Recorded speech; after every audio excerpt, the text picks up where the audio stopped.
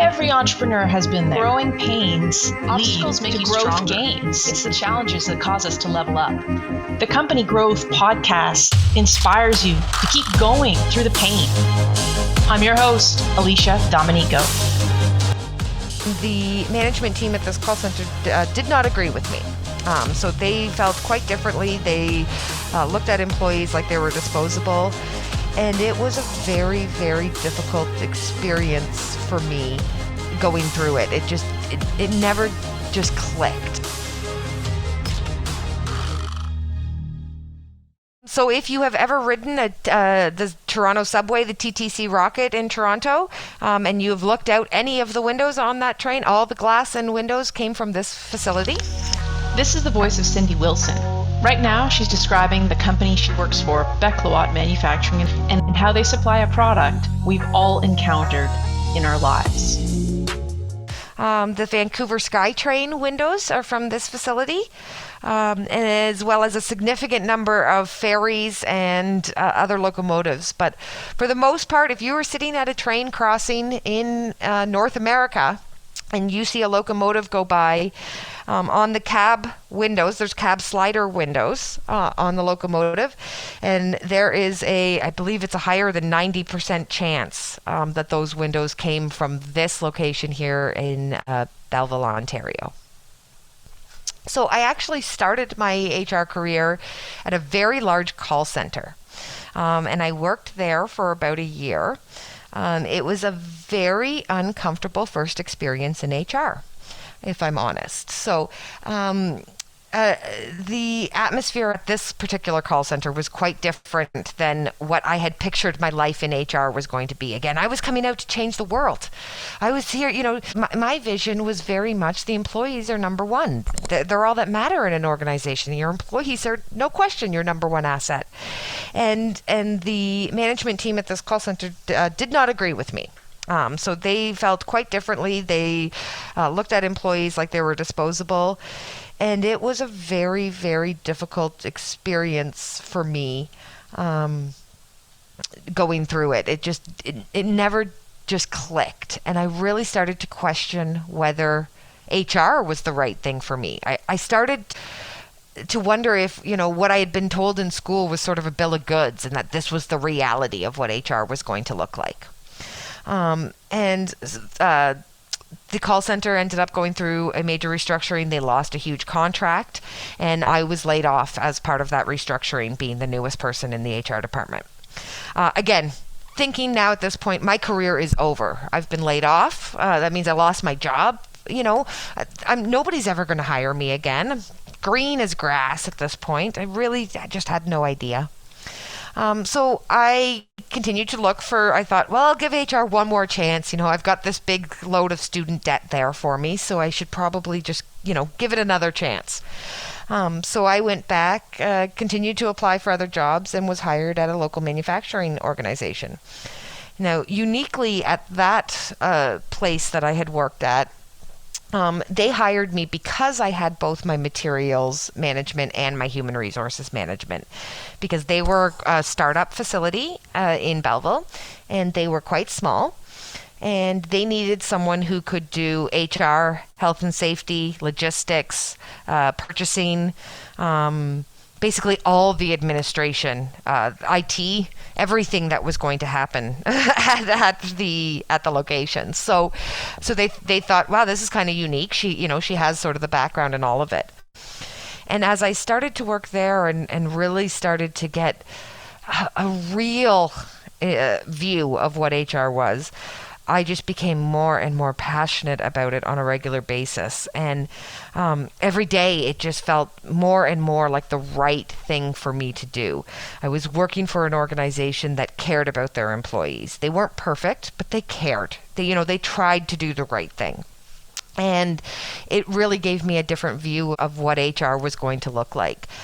So I was there for about 6 years, and one of the things I realized through my experience there was because I was responsible for doing things like shipping or doing things like purchasing, It was actually making me significantly stronger on the HR side because I wasn't just focused on what the people needed, but I was focused on what the people needed and how that was going to benefit the organization in the long run.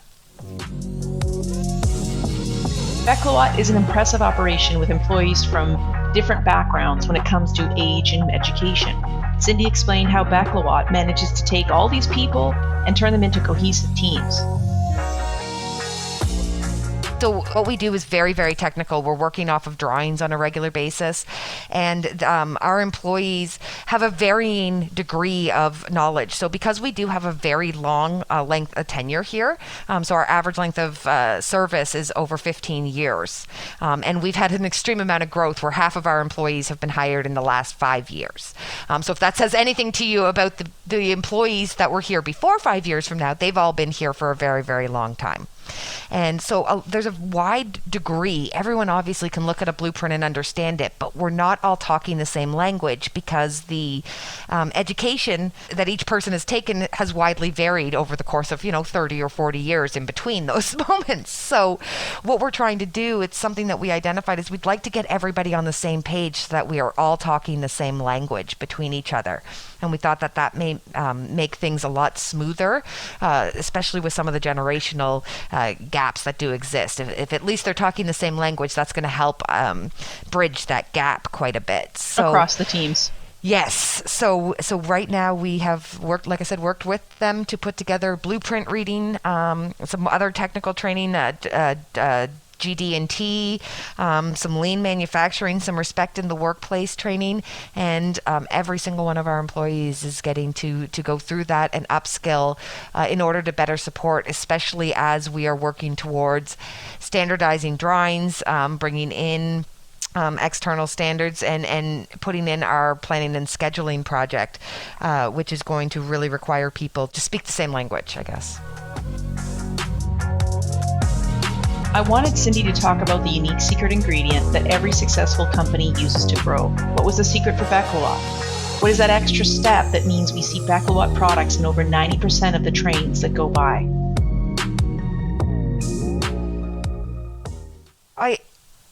I honestly think a lot of it has to do with the fact that we work lean and mean. So we're a small team. For many, many years, up until about 5 years ago, Beclawat was about a 25-person plant. So for from 1976 until probably, 2010 anyway, they were, a 25-person team.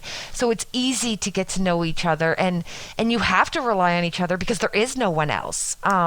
So even when, we were purchased in 2005 and, a corporate model did come in, or a more corporate model started to come in at that point, everyone here still had each other's back. And so I think it really just is the culture. I think they came by it naturally, and it was easy for the employees to sort of create that culture because they knew that they were appreciated. They were able to walk directly into the general manager's office and bring up a concern.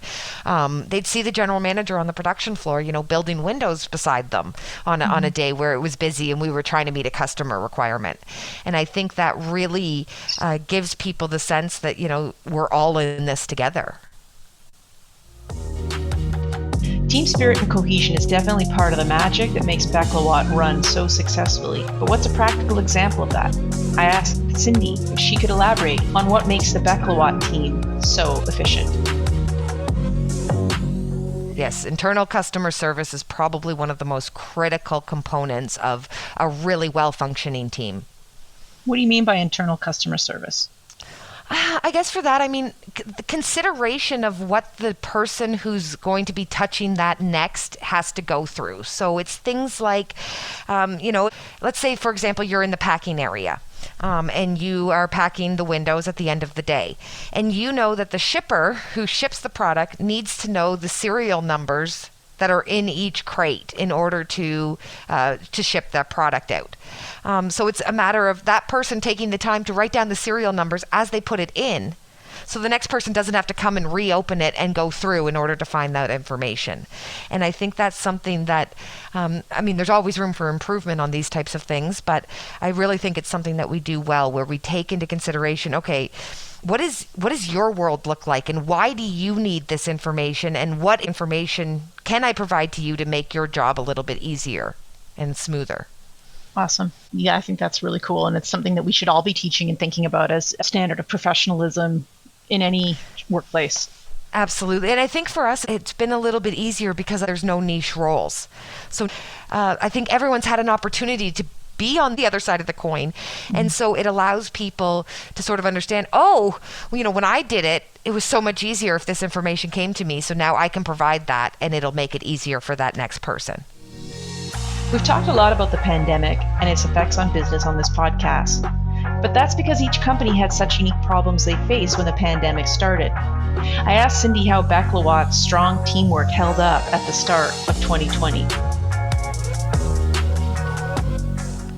Well, so it was definitely a unique challenge that we've never been through before. Safety is no question the most important thing to us here at Beclawat.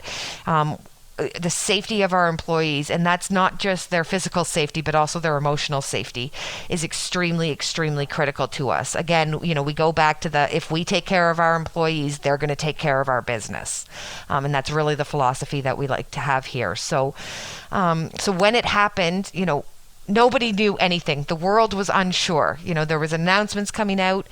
So what Beclawat decided to do was we were lucky that we had a scheduled spring shutdown that was actually scheduled for the last week of March in 2020. And then we had a scheduled summer shutdown that was scheduled for in July. So when they first announced the original shutdown in Ontario, and we weren't sure what they were deeming essential and whether we were going to be essential or not, we decided to close the plant and take our 2 shutdown weeks immediately. So the 1 week was already scheduled, so we took the 3rd week of March off. And we decided to close down for those 2 weeks to give us time to review all the legislation that was coming out from the Ontario government, to review whether we were deemed essential, and if we were deemed essential, to determine how we were going to be able to reopen this plant and ensure that every single person who entered this building on any given day was going to be 100% safe to be here. So we gave everyone vacation time for those times, again, planned vacation, and spent 2 weeks reading legislation, reading medical reports, as much science as existed at the time, reading recommendations from the Ministry of Labor, and determining what protocols we were going to put into place in order to make sure that everyone was safe. So there was a lot of management meetings that we were all doing via phone from our homes, trying to connect with each other and figure out exactly how we were going to make sure. So we were able to determine, again, we're very blessed in some ways, that because of the size of the building, that we were actually able to create a home for each employee. So each employee would be able to have an area on their own where they could have, more than 2 meters of distance from anyone. So basically each person got a 2 meter squared section cut out of the production floor, and that would be their home area where they could work safely without use of masks and that sort of thing. We immediately implemented a sanitization program. So we doubled up on what the recommendations were. So they were recommending, twice a day. We're running a straight day shift. We're doing it every 2 hours. So we're running 4 times a day. So building redundancy into our plan so that, if something were to happen and one were to get missed, we were still always going to be on the side of compliance and making sure that everyone was safe. So we really pivoted and did everything that we possibly could. So when we actually got back to the facility and started to work again, we returned to work on April 13th, I believe. And we got consistent feedback over, the first 2 weeks that we were back, that people felt safer here than anywhere else. I was hearing people say, I feel safer at work than I do at home right now. So it was really an incredible experience to see that, our employees really had confidence that what we had done was going to keep them safe. So that was the safety piece of it. That obviously there was a significant other impact with COVID, with supply chain management, and because some of our key vendors shut down during that time as well, and then they were behind trying to come back. So there was a whole bunch of unknowns. And basically, we rolled with it as best as we could. The main thing that we stayed focused on was keeping our lines of communication open with our customers and our employees. So we made sure that we were meeting on a regular basis with our employees to provide them with regular updates. We know not everyone was, reading the news or keeping up to date. So we would sit down and we would meet with everyone and let them know what the current numbers were looking like. Let them know what, new reports were on science and how things were spreading and where things were at and what protocols and things we could put into place in order to keep each other safe. And just regularly communicating that. And at the same time with our customers, I think everyone understood that there were some delays because of this global pandemic, but it was never an excuse to not provide excellent customer service for us. And so the key component was communicating those delays and letting them know what we were expecting and being as transparent as we possibly could be in order to make sure that no one felt let down at the end of the day. So you guys flexed the muscle, you got ready. I think even, the people who were inspecting you for compliance at the provincial level were impressed with what you had achieved so quickly. Yes. When we were inspected by the Ministry of Labor, they came in, they did a quick inspection. They said that we had gone well above and beyond. The comment was made to us that, they don't give out gold stars, but if they did, we definitely would have achieved one, which was really an incredible compliment to us, that they felt that we had gone above and beyond, because we were quite happy to have them here, because if there was anything that we were missing, we would have wanted to know about it to ensure that we were doing everything possible to keep everyone safe. I've always been fascinated by the reach of manufacturing and the scope of the industry, and how so many people are unaware of these massive operations that bring us literally all the objects we use in our everyday lives. Sometimes we aren't even aware that the place where these things are built are in our own cities or towns. So I had a special question for Cindy.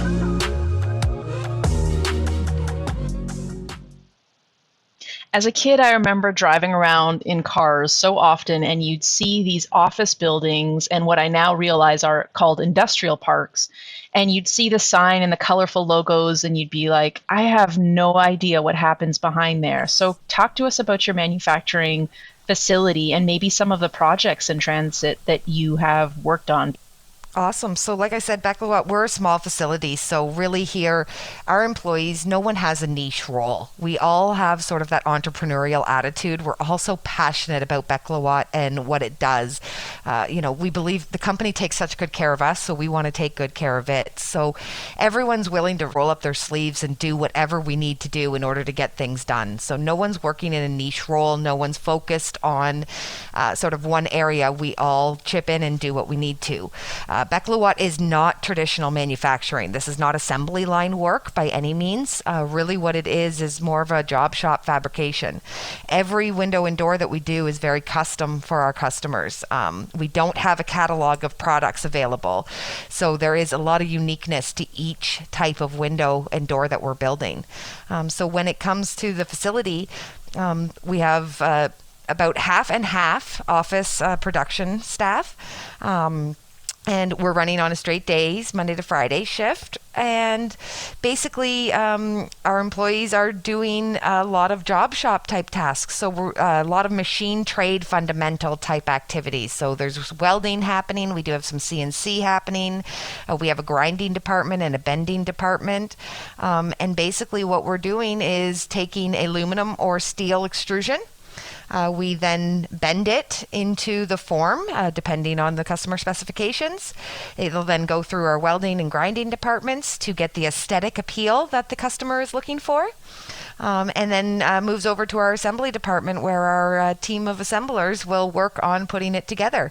And again, here, it's not an assembly line by any means. Each person would build a window from sort of start to finish.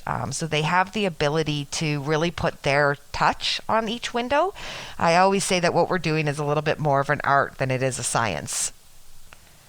we are a family here. We're beyond a team. This is a family. This is a place where, the company doesn't just care about you as an employee, but they care about your spouse. They care about your children. They care about your pets. Once you're part of the Beclawat family, you're in the crew. For more information on Beclawat Manufacturing, visit beclawat.com, BECLAWAT.com.